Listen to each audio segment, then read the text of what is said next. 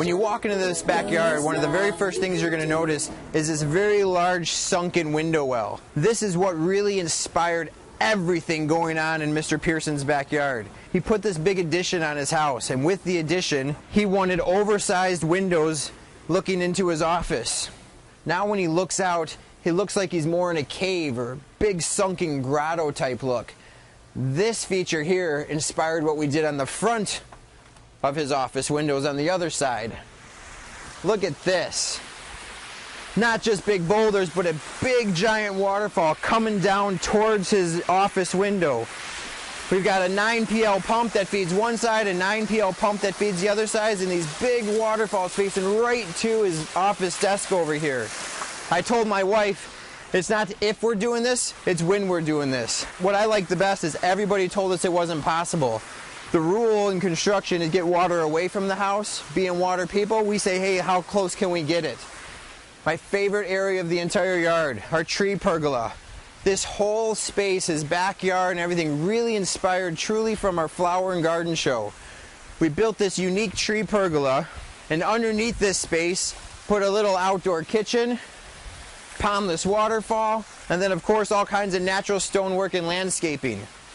I love this pondless waterfall for one reason, the sheer simplicity of it. The whole thing is built out of 4 or 5 rocks, all going down into about a 300-gallon reservoir, making the thing completely self-sustaining. Another neat, unique part of this backyard is this countertop right here. Another element that we used at the Flower and Garden Show. Mr. Pearson saw it and said, I must have it. Incorporating the backyard was the harder part of it. And I think what we did was pretty unique. We're not only making it a countertop, but it's retaining the soil for our waterfall back behind it. You can see the bubbling area here, and it just disappears and goes down into a 500-gallon reservoir down below. Another neat element, the giant stone bridge. We have about a 9-foot long, 3-foot wide, solid stone bridge.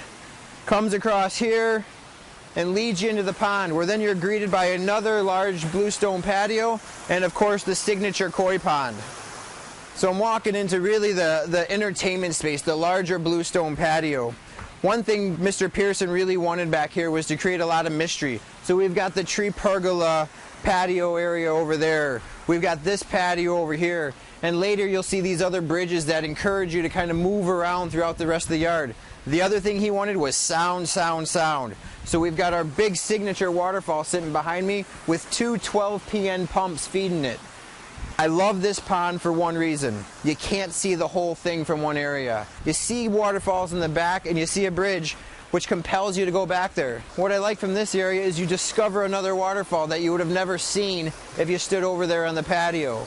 Little 2,000 gallon per hour waterfall kind of bubbling out between the joints of the rocks. And then you've got this 5,000 gallon per hour waterfall sitting to our side. One thing we really tried to do with this backyard is make it a continuous loop, more of a garden pathway. So when you come across these stepping stones, you discover something else.